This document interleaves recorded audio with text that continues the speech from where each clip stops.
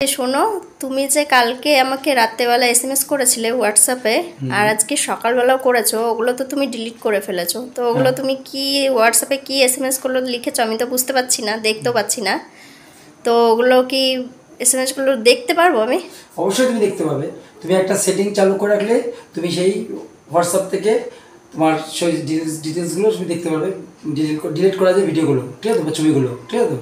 চলো তোমাকে একটা স্ক্রিনশটের মাধ্যমে আমি সুন্দর করে এগুলো দেখিয়ে দিচ্ছি। ঠিক আছে, চলুন আমরা প্রথমে দেখে যাই। সেটিংয়ে চলে যাব।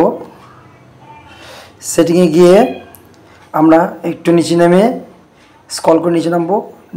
এখানে চলে আসবো আমরা নোটিফিকেশন বারে। এখান থেকে দেখুন মোর সেটিং আছে, সেখানে আমরা চলে যাব। সেখান থেকে নোটিফিকেশান হিস্ট্রি আছে, দেখুন নোটিফিকেশান হিস্ট্রিটা আমরা ক্লিক করলেই সেটা দেখুন এখানে অফ করা আছে, এটা আমরা অন করে দেব।